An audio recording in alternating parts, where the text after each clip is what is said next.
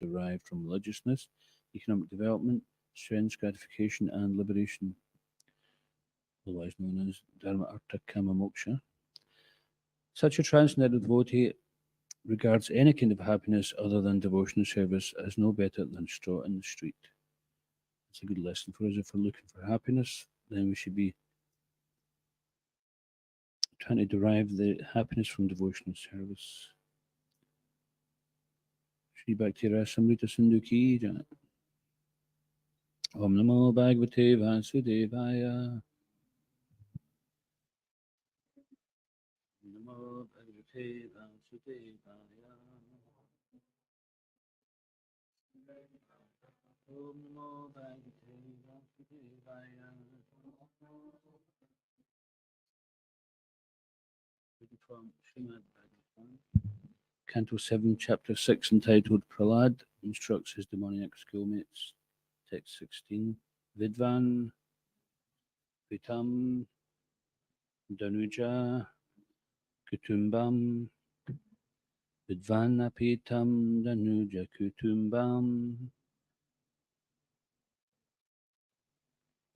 Pushnan Swalokaya Nakalpate Vai Pushnan Swalokaya Nakalpate Vai Ya Swiya Parakya Vibina Bhavas yes, Ya Swiya Parakya Vibina Bhavas Tama Prapadita Yata Vimudha Tama Prapadita Yata Vimudha Vidvanapitam Danuja Kutumbam Pushnan Swalokaya Nakalpate Vai Yasviya Parakya Vibina Bhavas Tama Prapadyeta Yata Vimuda Vidvanapitam Danuja Kutumbam Pushnan Swalokaya Nakalpate Vai Yasviya Parakya Vibina Bhavas Tama Prapadyeta Yata Vimuda. Let's chant.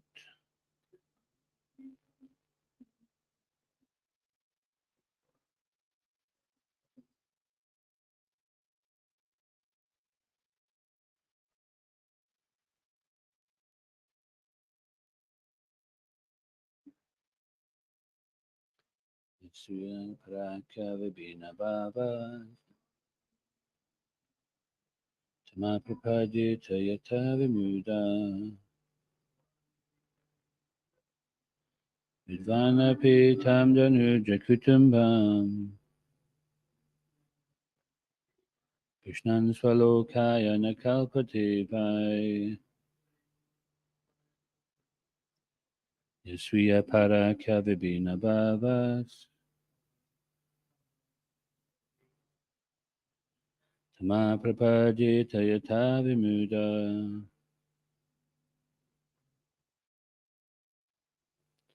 Vidvanapitam Danuja Kutumbam Nirpokaya Nakalpate Vai Yasviya Parakya Vibina Bhavas Tama Prapadyeta Yata Vimuda Vidvan, knowing the inconvenience of material existence, especially in household life. Happy, although Hitam, thus Danuja, O sons of demons, Kutumbam, family members or extended family members, like one's community, society, nation, or union of nations. Krishnan, providing with all the necessities of life. Valokaya, in understanding himself. Na, not. Kalpate, capable. Vai, indeed. Ya, he who. Sviya, my own. Parakya, belonging to others. Vibhinna, separate. Bhava, having a conception of life. Tama, nothing but darkness. Padyeta, enters. Yata, just as. Vimudha, person without education, or one who's like an animal. Translation. My friends, sons of demons, in this material world, even those who are apparently advanced in education have the propensity to consider this is mine and that is for others. Thus, they are always engaged in providing necessities of life to their families and a limited conception of family life, just like uneducated cats and dogs. They are unable to take to spiritual knowledge. Instead, they are bewildered and overcome by ignorance. Please repeat, O my friends, sons of demons, in this material world, even those who are apparently advanced in education have the propensity to consider this is mine and that is for others. Thus, they are always engaged in providing the necessities of life to their families in a limited conception of family life, just like uneducated cats and dogs. They are unable to take to spiritual knowledge. Instead, they are bewildered and overcome by ignorance. In human society, there are attempts to educate the human being, but for animal society, there is no such system, nor are animals able to be educated. Therefore, animals and unintelligent men are called vimudha, or ignorant, bewildered, whereas an educated person is called vidvan. The real vidvan is one who tries to understand his own position within this material world. For example, when Sanatana Goswami submitted to the lotus feet of Sri Chaitanya Mahaprabhu, his first question was, Ke ami kene amaya jaritapatrai. In other words, he wanted to know his constitutional position and why he was suffering from the threefold miseries of material existence. This is the process of education. One does not ask, Who am I? What is the goal of my life? But instead follows the same animal propensities as cats and dogs. What is the use of his education? As discussed in the previous verse, a living being is entrapped by his fruitive activities exactly like a silkworm trapped in its own cocoon. Foolish persons are generally engaged by their fruitive actions, karma, because of a strong desire to enjoy this material world. Such attracted persons become involved in society, community, and nation and waste their time, not having profited from having obtained human forms. Especially in this age, Kali Yuga, great leaders, politicians, philosophers, and scientists are all engaged in foolish activities, thinking this is mine and this is yours. Scientists invented nuclear weapons and collaborate with the big leaders to protect the interests of their own nation or society. In this verse, however, it is clearly stated that despite their so-called advanced knowledge, they actually have the same mentality as cats and dogs. As cats, dogs, and other animals, not knowing their true interest in life, become increasingly involved in ignorance, the so-called educated person who does not know his own self-interest or the true goal of life becomes increasingly involved in materialism. Therefore, Prahlad Maharaj advises everyone to follow the principles of Varnashram Dharma. Specifically, at a certain point, one must give up family life and take to the renounced order of life to cultivate spiritual knowledge and thus become liberated. This is further discussed in the following verses. Om Ganatamarandasya Ganjana Salakaya Charchurnatam Yana Tadmeshi Gurave Namaha Mikam Karoti Vachalam Pangam Lagate Grim Yatripatamaham Bande Shirim Nitaranam Jai Shri Krishna Chaitanya Prabhu Nityananda Shri Advaita Gadadhara Shiva Sati Gura Bhaktavinda Hare Krishna Krishna Krishna Hare Hare Hare Rama Rama Rama Hare Hare.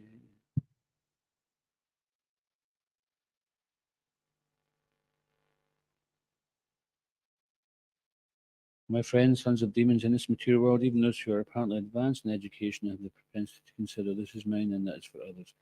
Thus, they're always engaged in providing necessities of life to their families in a limited conception of family life, just like uneducated cats and dogs. They are unable to take the spiritual knowledge. Instead, they are bewildered and overcome by ignorance.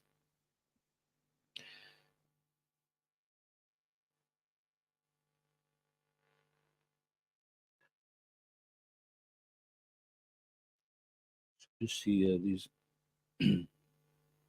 schoolmates of Prahlad Maharaj are very fortunate to have the association of such a pure devotee. Can you just imagine in your own school when you were growing up, if one of the kids at 5 years old stood up like that, probably would be received the same way, be treated as an upstart. In the institution where people are supposed to learn, they're supposed to get knowledge, and as soon as someone speaks knowledge, then they're shut down. So this is what Hiranyakashipu and his teachers were doing. They were frustrated with him, they're trying to shut him down. My dear Prahlad, what have you learned at school? Oh, Father, I've learned nothing. I just learned how to lie and cheat. Oh, that sounds perfectly complete.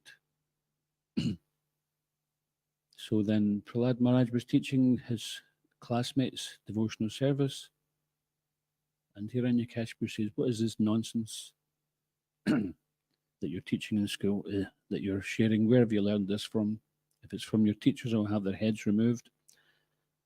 And of course, when Prahlad Maharaj told him that even if you take courses in that you still couldn't understand because you're too puffed up, and Prabhupada explains when you try to give good advice to an angry person, they become even more angry. Have you ever found that yourself? Either you've been on the receiving end or the giving end. Perhaps you've been angry and someone's trying to get you to calm down. That's the last thing you want to hear. Or someone tries to, when your brain's in fight or flight mode, then it doesn't listen to reason very easily. It's switched off from the reason part of the brain. And similarly, if we try to reason with somebody who is very angry, then sometimes it just makes them worse because they've already got out of the reasonable stage and there's no reason involved in it any longer. So this is a situation that Hiranyakashipu found himself in, that he had a sworn enemy in Vishnu, and when he heard that his treasured Prahlad was a devotee of Vishnu, then he couldn't handle that. And when this very son of his decided that his father was a fool, he's thinking, who's this 5-year-old upstart telling me who I'm controller of this universe, who even the demigods bow down to, he's calling me a fool. And ultimately decided that he was just like a cancerous growth and such a thing should be cut off.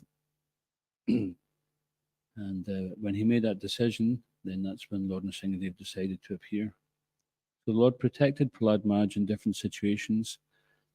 And of course, although Hiranyakashipu was trying to kill Prahlad Maharaj, it was when he personally decided with his own hands he was going to kill him, then Lord Nrsimhadev decided, okay, now's the time to deal with you personally. And Hiranyakashipu's first impression when he seen Lord Nrsimhadev was Adbhuta Shringam. We see this every day, we sing it. We see Adbhuta Shringam. Does anyone remember what Adbhuta means? Yeah, wonderful. So when he seen the form of Lord Nrsimhadev, even though he was considered himself number one enemy of the spiritual world of the Lord. As soon as seen the Lord, he was struck with wonder. He's thinking, what is this wonderful personality? What is this wonderful creature? He couldn't put a finger on it. He's neither lion nor a man. When we depict the Lord, in deity form, etc., we depict in a certain way, according to the description. But such a form hadn't been seen. And this is the wonder of the Lord, that he can create anything which is inconceivable. What's that word for inconceivable? Achintya. It's like achintya beda beda tat, but inconceivably one and different. And then, of course, his false ego cut in. So as a spirit soul getting the darshan of the Lord, then he was struck with wonder, but then his false ego came in. Sometimes we find that as well, isn't it? That we're going along with our devotional service, and then something happens which triggers our false ego, and then we start acting on a kind of defensive platform. We remember, actually, I've got a false ego to protect here. So Hiranyakashipu, then his ego came back in again. I've told this story before, some of you may have heard. So as you walk down out of the temple, down Bankhouse Road, second on the left is New Road. And I was walking down to the village for some reason one time, many years ago. And on the footpath, there was a gate which is like above head height. And the pathway, there's steps up to it. So there was a dog in there, big Alsatian dog, who used to love barking at anybody coming by. It was very territorial. And it raced up to the gate, and it jumped up to the gate like that, and it was baring its teeth, and it was barking very loudly. And I turned around and I shouted, "Hare Krishna!" And it immediately stopped, and I could see that it was it wasn't used to that. And I says,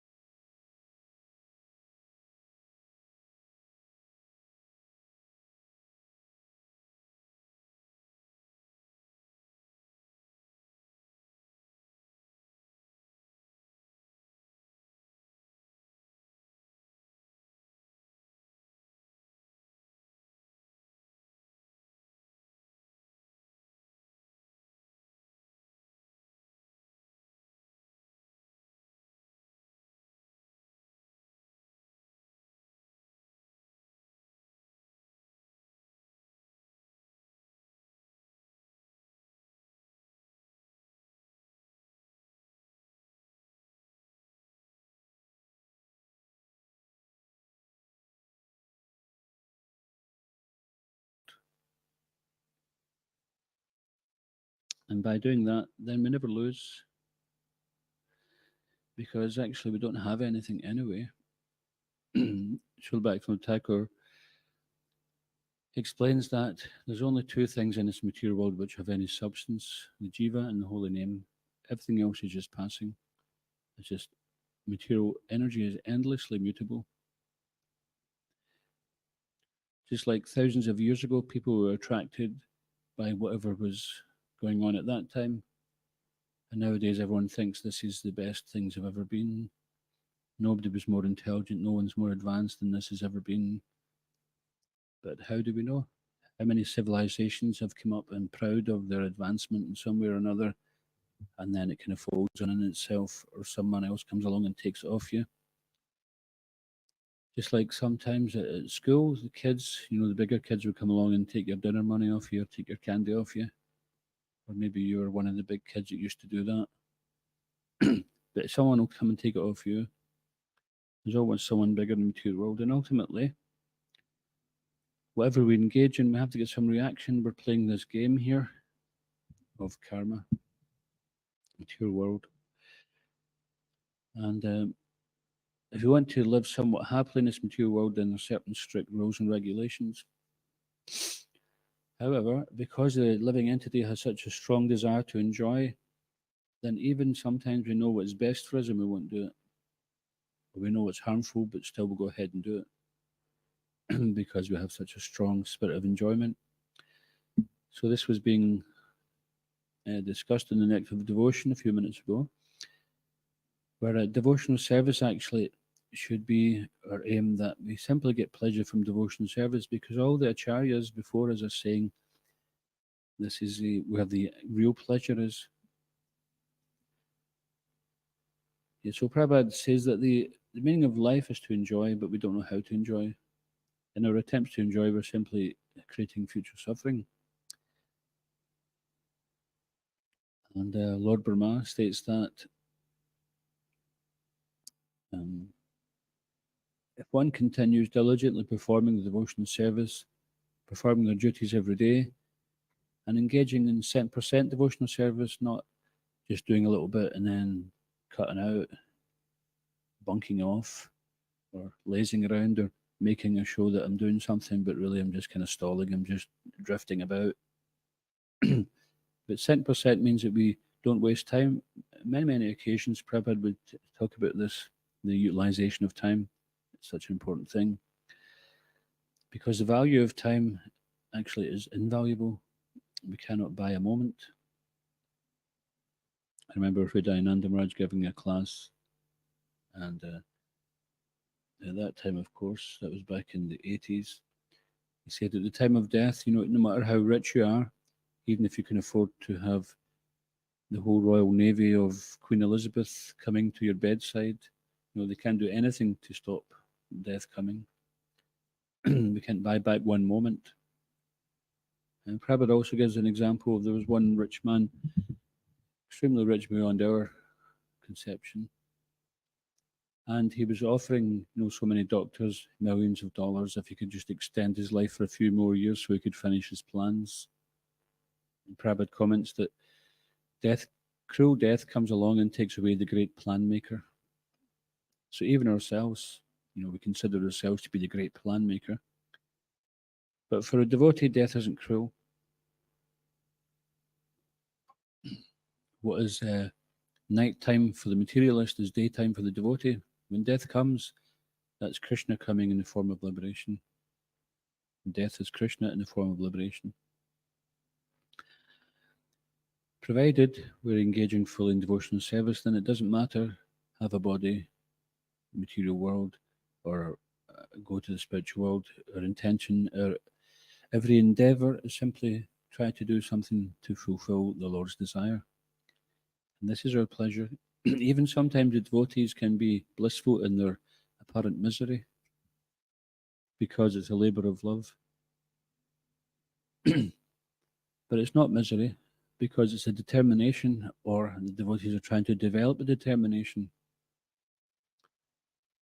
But one who simply just gives into material happiness, then at the end of life, parambhava, that's a supreme failure. It's full of regret. So devotees are so fortunate, because at the end of their life, there won't be any regrets. There'll be jubilation. So we have to keep with this process throughout our whole life and not rest on our laurels, even if we've done great service. No matter how many devotees tell us, oh, you're such a great devotee, you're such a nice devotee, your spiritual master must be so pleased with you, then we know in our heart of hearts that we're not that pure devotee people might like to think we are, if we're honest about that. But that type of thought will bring us to become a pure devotee. Bhaktivinoda Thakur, he sings in one bhajan, I can't remember the Bengali to it, but he says, "Oh, my material education and knowledge pierces my heart like a wooden shaft." So he was extremely well educated and qualified and well positioned in the British Raj of India at that time, as we know, so much so that he had a small railway line directly from his house to his place of work. He had his own personal, and you can see the tracks there. If you ever go to Mayapur, you cross over the river Jalangi.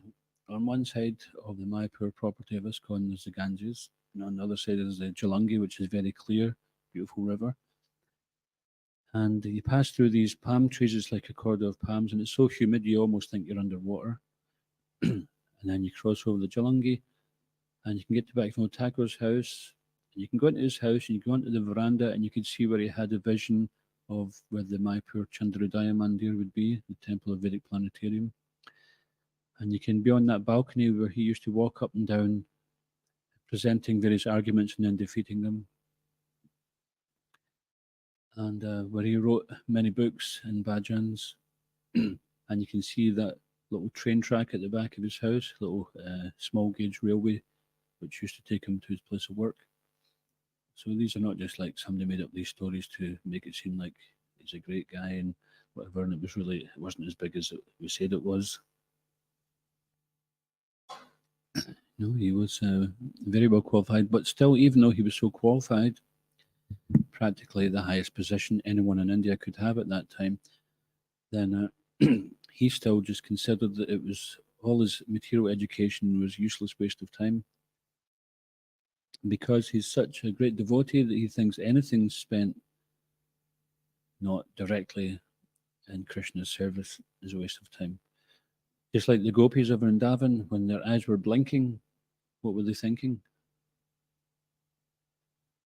Does anybody remember when the gopis' eyes were blinking?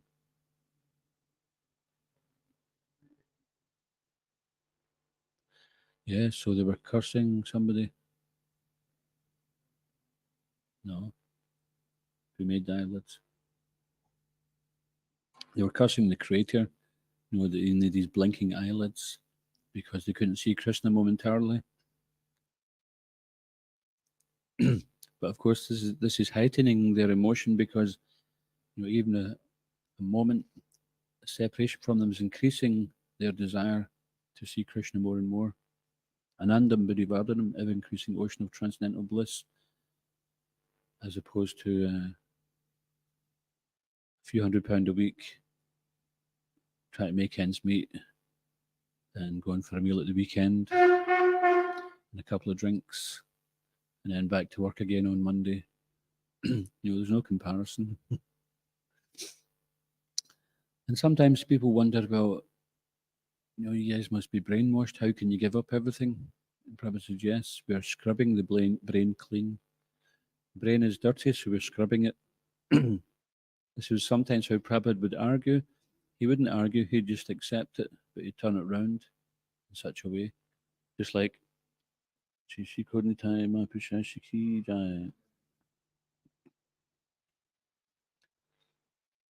just like the person who proclaimed to Prabhupada that I don't think I should bow down to anyone, and I don't think anyone should bow down to me. And Prabhupada says, very good, you have diagnosed your own disease. So expert at winning people over and convincing them. So rather than just saying, well, you're talking a load of nonsense, let's see at the time of death what you think of that statement. Well, he was so expert at gathering people up and firing them up. So we can learn from Prabhupada so much, listening to his lectures, his conversations, etc., reading his books. He's showing us we have the Bhagavatam, and we have the Bhagavat, the person, the living Bhagavat. And then one who follows in his footsteps, then the same destination is there. Mahajanayena Gatasapanta, following the footsteps of previous acharyas, means we're going in the same direction. But if we step outside the footsteps, then we can get lost.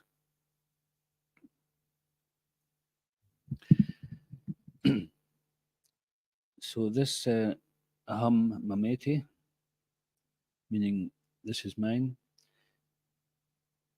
this is common even in the cats and dogs, who can be very territorial. Sometimes you'll see the dogs in the street. More so in India, because the territory of the dogs in the Western world is that they all have their own houses and their gardens.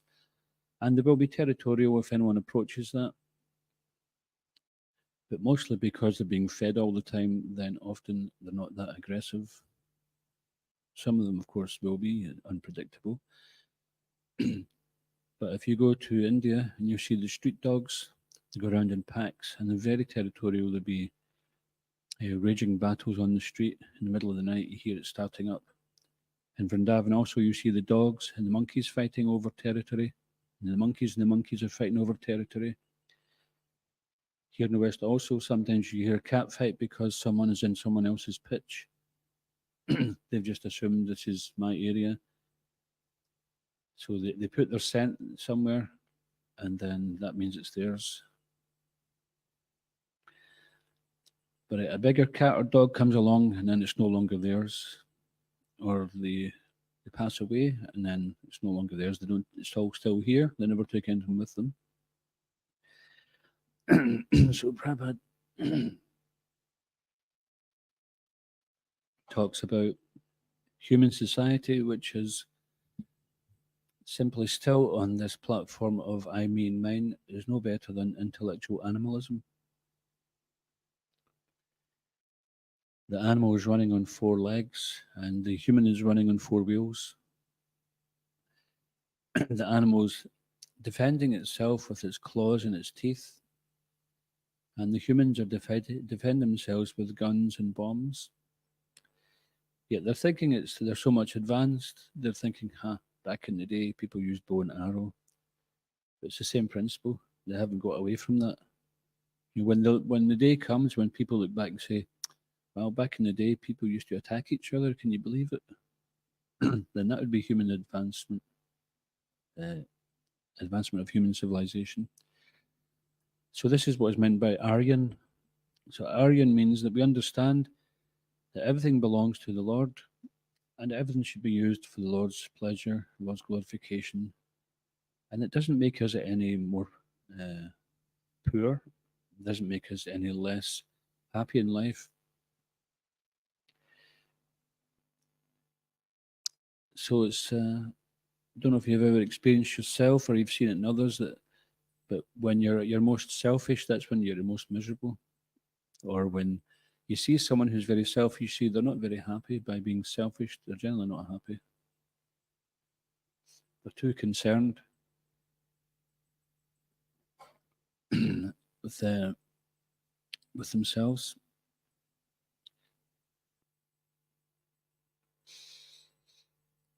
So Prabhupada talks about this peace formula.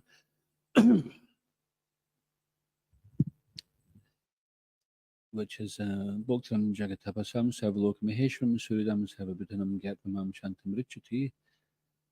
To understand that nothing belongs to us is actually a great relief, because as long as we think something is ours, we have to protect it and defend it.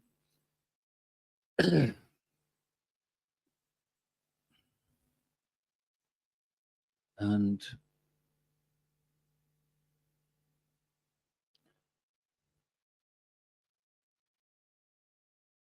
sorry, I don't think I can continue on with the class. This is giving me a bit of an asthma attack. Could someone open the door, please? Let some fresh air in.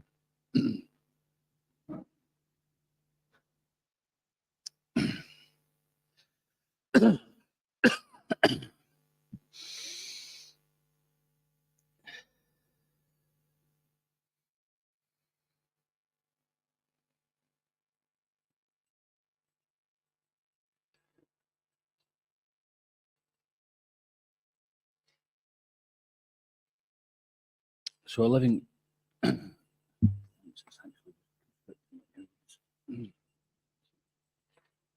my bad karma restricting me. I should have brought an inhaler with me.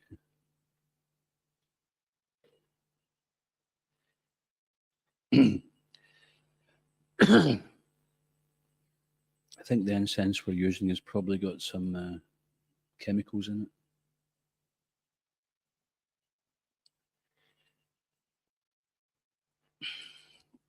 Thank you.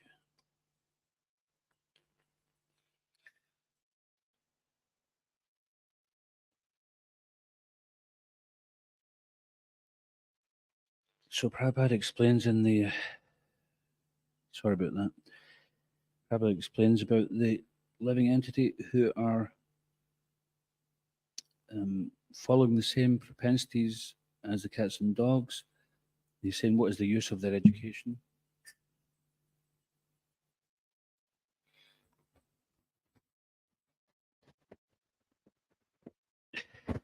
But this such a living entity is entrapped by the fruit of activities.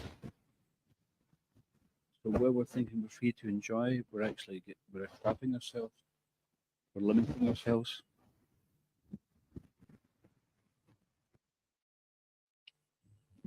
And he said, exactly like a silkworm trapped in its own cocoon. So the silkworm winds a cocoon around itself, and then it can't get out of it. So this is also our situation. We trap ourselves in the material world, and the only possibility of getting free is that someone from outside comes and releases us. So this is the spiritual master. Therefore, the disciple is always indebted that the spiritual master has saved them.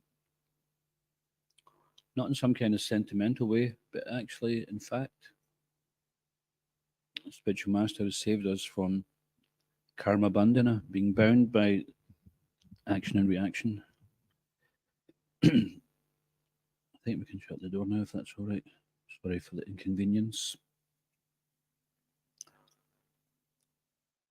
And Prabhupada gives us the term, foolish persons are generally encaged by their fruitive activities. So first of all, they engage in devotional, in fruitive activities, and then they're encaged by the same activities. And because of what? So how come people are so much encaged by the fruitive activities? What's the cause of this?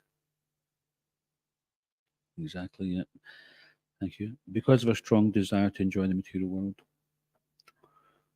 So people are attracted to get involved in either personal sense gratification or extended sense gratification. So what are some examples of extended sense gratification?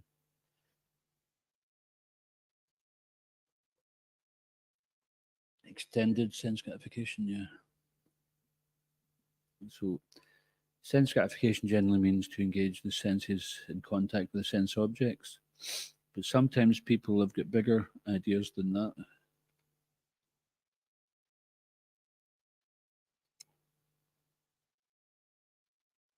Yeah, so for example, charity in the mode of passion is done with the mood of getting some recognition, getting some sense of importance, or feeling yourself to be the benefactor of people, which is what is taking the position of Krishna, because Krishna is the only well-wisher, really.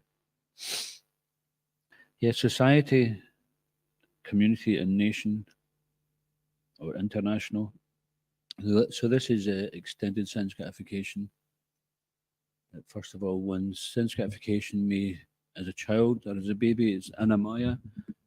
Everything they experience is going in the mouth, and simply it goes into the mouth. As they get a bit older, they might get into intoxication, sex life, and so many other things. And then sometimes people, they are a little bit more broader. They decide to do some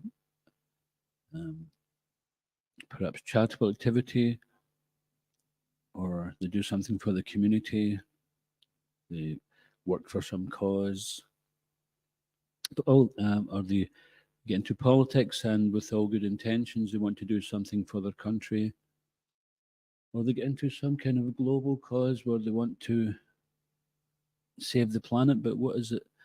They want to save some species. But every day, cow species, the sheep species, the pig species are being slaughtered. Who's protesting for them? Sometimes you'll see that they're on the big ship going save the whale, and they're eating a hamburger. What's the value of it? It's just empty words. It's hypocrisy. This is the age of quarrel and hypocrisy. Now, certainly, save the whale is a good thing. Save any living entity is a good thing. But what about save the cow, which is on your bread roll? who's saving the plight of that poor cow? It ended up in between two slices of bread. And people are so much unaware that they think this is normal. Just because so many people do it doesn't make it normal. So simply, they want to save the whale because they want the whales to remain on the planet so that they can still see them if they want to, or save this endangered species. But it should be more elevated than that. Is like save this living entity from going through some unnecessary suffering. Save this living entity from unnecessary harm. Not just save a species. What's the value of that? Yeah, save all the species. So they engage in some of these things, but it's all related to the material world, which is temporary. And by pursuing such isms and various causes, then the human form of life is passing by, and they're missing out on the very important thing, which is Ke ene kene amai jari tapatroy. Just as Prabhupada was mentioned in the purport, who am I? Tapatrai, try means three. Why am I suffering the threefold miseries? The miseries coming from our own body and mind, other living entities, natural phenomena. The living entity who is ananda, full of bliss, then it's not natural to be in this situation where we're forced to suffer. So when the soul becomes a devotee and they awaken to the situation of this material world, that is not a place to enjoy. Yeah, there is a little enjoyment here, but certainly there's much more scope for misery. And Prabhupada says it's healthy to have a little healthy pessimism about the material world. Not so much that we become distressed or depressed or hopeless, because the devotee is not without hope, because the holy name is there, the association of devotees is there, prasadam is there in a few minutes, and the deities are there. So we have got all aspects of the spiritual world here. Even though we're in the material world, we're actually living in an oasis of the spiritual world. But sometimes that can make us become a little bit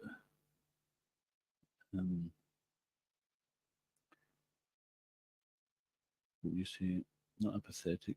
Sometimes apathetic, but what would be the opposite of vigilant?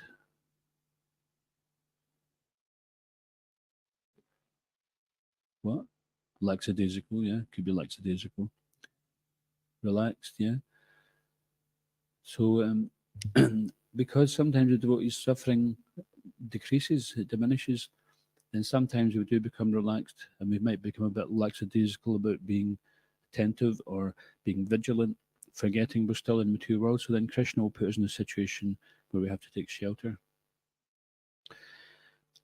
So when we're chanting, then we should really be always trying to bring the mind back, being attentive, because this is our lifeline out of this material world. We have to practice taking shelter in the holy name, so that whatever comes, we hear the saying, "This too will pass." Right? So many difficulties come, and say, "This too will pass." But while it's passing, what kind of state of mind are we in? So we have to take shelter in the Lord's holy name, knowing that this will pass, but the holy name won't pass. The holy name is the constant. The jiva and the holy name holding tight together. So this should be our first resort, not our last resort. And therefore we always satatam kirtayantamam, always chanting the Lord's name, hearing about the Lord, etc. Then we immunize ourselves against the effects of the material world. And when danger is there, then our automatic resort is to take shelter in the holy name. Understanding that all activities directed towards personal sense gratification, extended sense gratification, it's simply still on the bodily platform, and it's likened to trying to improve the conditions within the prison house.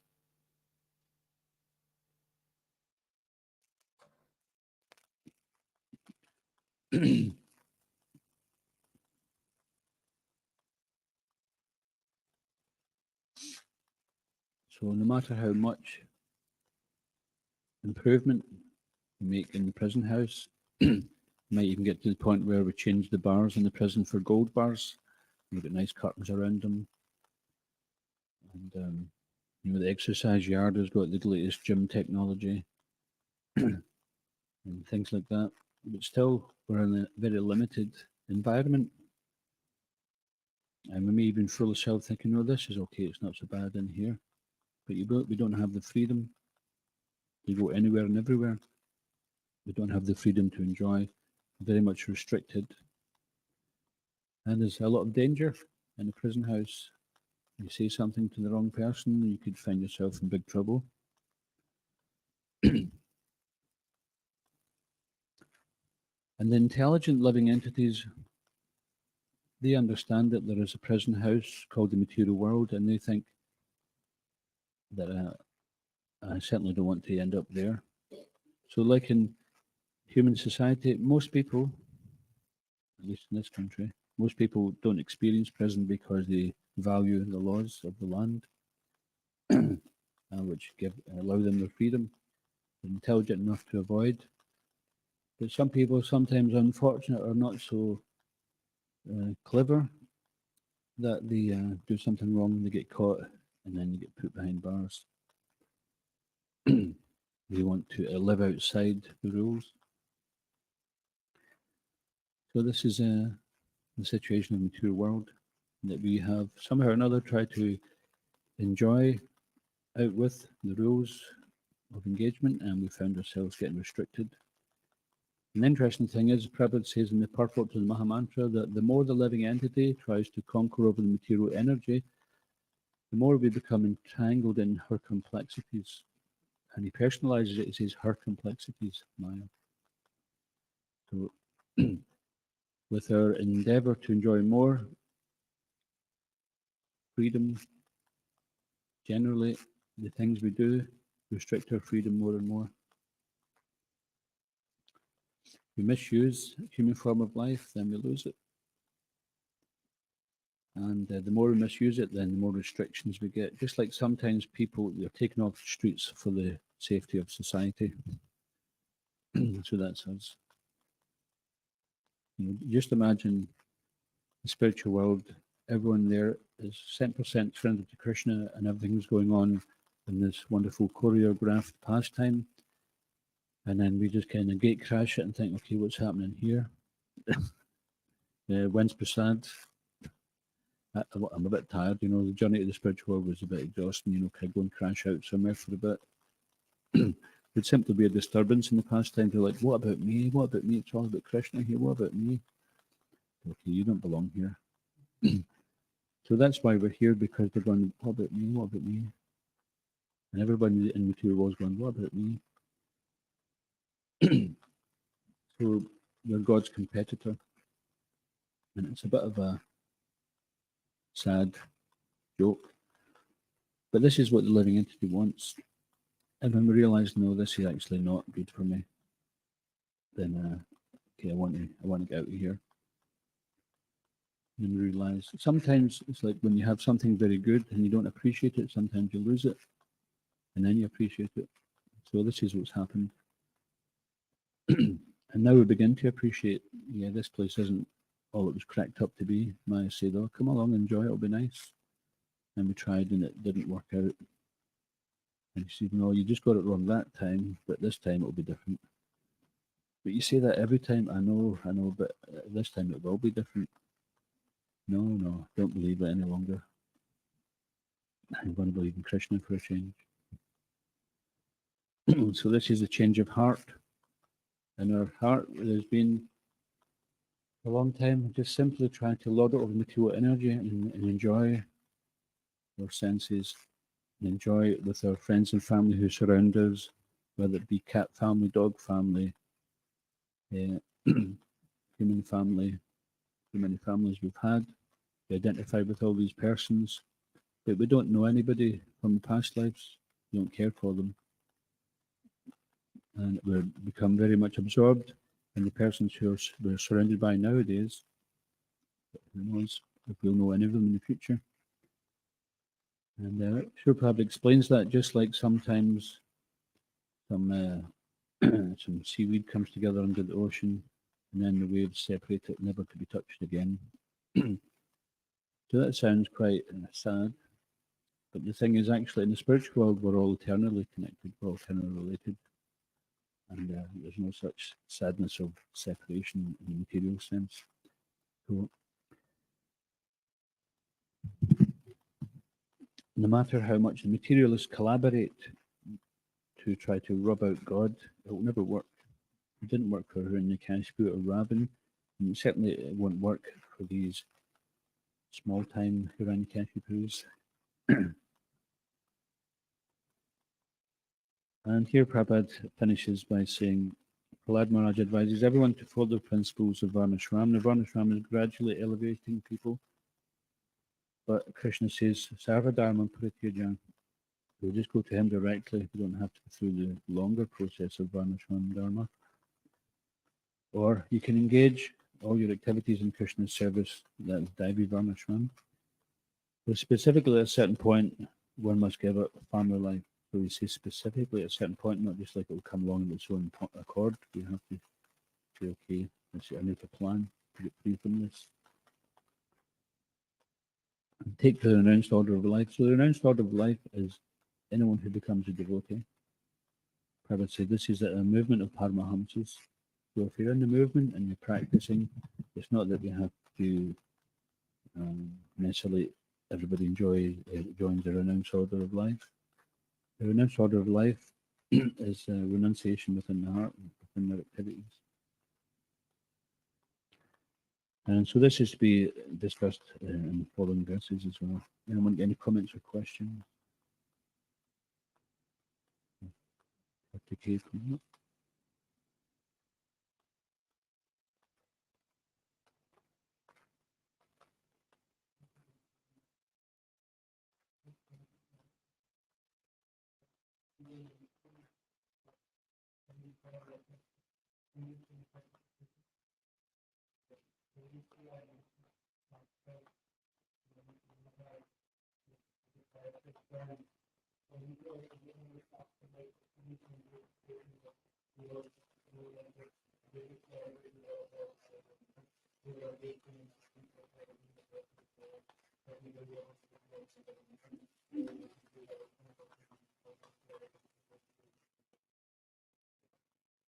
It's a question of motivation. If the person's motivation is they're happy to live with nothing and give it all away because it gets some great attention and fame, then that's not so good.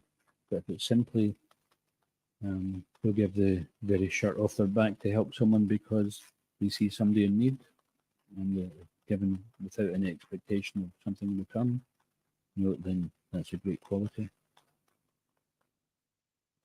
Anything else?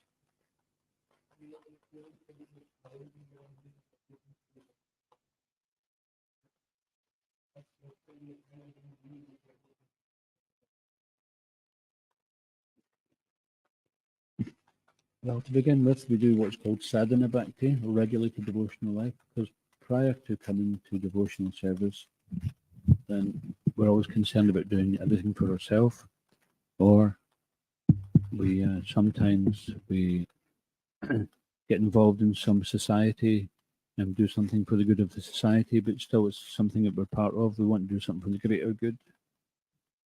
But to do something for the Lord's pleasure means that we gradually we're giving up the pursuit. We've realized that pursuing our own desires is futile. Theoretically, we understand. We've read Bhagavad Gita, we've read other scriptures, we've heard transcendental knowledge, and we're beginning to learn to put it into practice. And it takes some time because we still have tendencies. So to begin with, it may be done, Prabhupada says, it may be done as if mechanically. So we're doing it, we might not always be feeling it. Sometimes we're doing something selfless, but we're not feeling like we want to do it. We're doing it thinking, what about me? But we're still doing it. And this is, it can be quite painful. Sometimes you think, oh, this is worse than before I joined. Because we're giving up something, we're feeling separation from our sense, object, etc. So therefore, we have to keep good association, so we keep our mind on the goal, and develop, and by constant engagement, develop the consciousness and get the experience by ceasing the lower engagements, we experience a higher taste simultaneously. So the more we engage in devotional service, then the quicker that will come. If we're hesitant, then it'll come slowly. But, anyone like to add anything to that?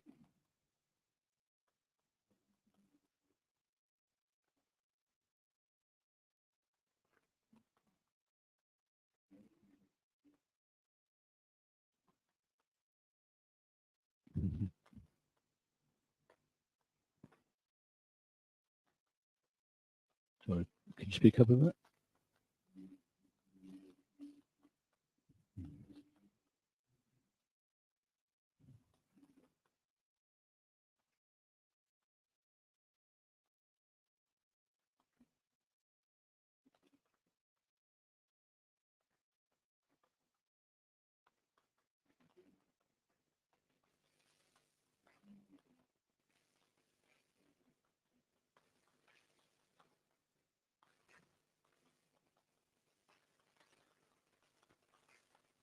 Yeah, very good point. And we do experience that.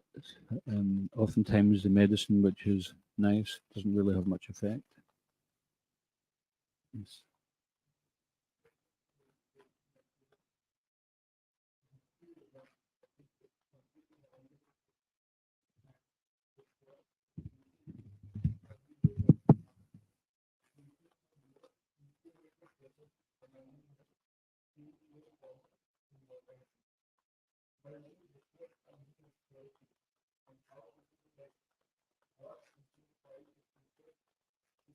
what we can, what, sorry?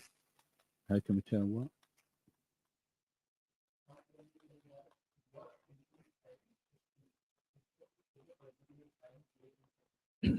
Okay, very good question.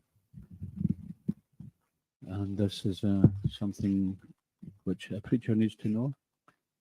In the Bhagavad Gita, Krishna talks about a certain type of muni, stita di muni, means the one who's always agitating their mind to think of new ways for spreading Krishna consciousness.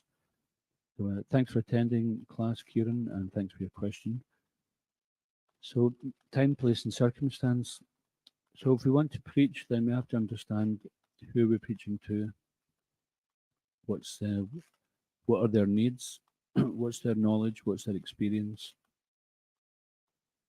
Now, the same philosophy can be presented in different ways. So, for example, if you're preaching to scientific community, then you would try to think in terms which would be understandable to them. If you're preaching to, just like there was this story of this priest, and he was trying to get the miners to come to church. And he was, first of all, he was trying to tell them, no, if you don't come to church, you go to hell. And they said, what's it like in hell? He said, well, it's very dark. And the guy said, that just sounds like the mines then. Yeah, and it's very hot. Yeah, like the mines. And he was, whatever he said, they were saying, yeah, it just sounds like life already. So why should we come to church, And he said, and there's no newspapers. And I said, okay.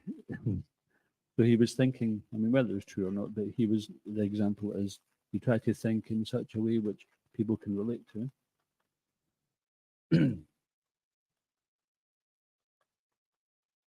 So sometimes this Desha Kalapatra, or time, place, and circumstance, is also called time, place, and candidate. And to understand how to preach to someone, you could see Prabhupada sometimes he would speak with the person, let the person speak, and as the person's speaking, you find out more about him. You find out more about that person, and then you know what makes them tick, what their interests are. And then your learning of Krishna consciousness, you just simply try to apply that in relation. So we have to make it relevant to the person. So that takes a bit of listening. Yeah, so listening but not listening in the sense that by the time we finish listening to them, then we've also decided to join their side. We're listening with intention, okay, how can I give this person Krishna consciousness? And as a person's talking, they're thinking, okay, that reminds me of this verse or that saying, or this applies there. And then we just try to, so practice, we have to practice with it. And two things Prabhupada said are essential for successful preaching. One is to know the philosophy, and one is purity. So that purity comes by chanting and following, and knowing the philosophy comes by reading and hearing in the association of devotees, where we can discuss. And when we discuss with each other, sometimes we're getting a better understanding. Krishna is there in that discussion. He's giving understanding to the devotees. And also associating with other like-minded devotees who are trying to spread Krishna consciousness. And then we share our different experiences, and together we find ways. Just like sometimes the devotees go on book distribution, and they say, "Oh, I met this guy today, and he presented this argument, and had trouble with it." Another devotee says, "I met someone like that the other day, and you just say this and say that." So the devotees sharing their preaching experiences, and so I think that's. If anyone's got anything else to add to that, then it talks different.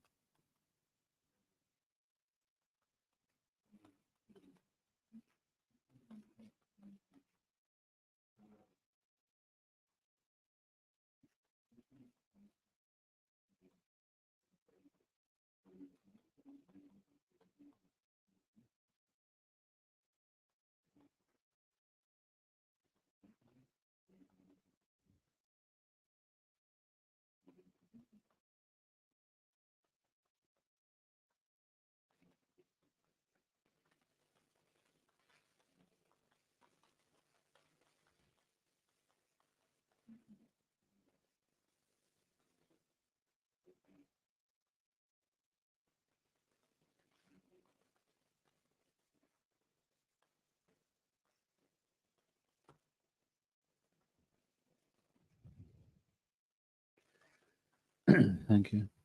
And also, sometimes you make mistakes. Sometimes you may say something that puts somebody off, and you think, "I must never do that again." So every endeavor is covered by some fault. We shouldn't think I have to become perfect before I say anything, because we might wait for a long time. We are becoming perfect by doing this, by sharing Krishna consciousness. And sometimes we understand, just like Prabhupada was in one country, and he attempted to give a talk, and the people were heckling, and Prabhupada just stopped talking. He told the devotees, just have kirtan and prasad here. Don't bother trying to give lectures. So you've got to understand the person's level of faith. If you can see that the person's level of faith isn't so good, but they'll take prasadam or they'll engage in kirtan, then gradually they get purified, and then some will start to inquire. So therefore, the Krishna conscious movement is always trying to think of different ways to give people inroads into the science of Krishna consciousness. They may start off with something, but then some of the people who come for one thing become interested in the next step and the next step. Last one.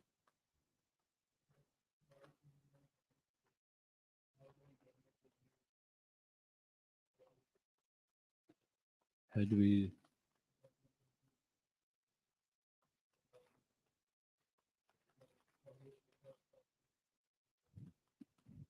Well, very, very good point, actually.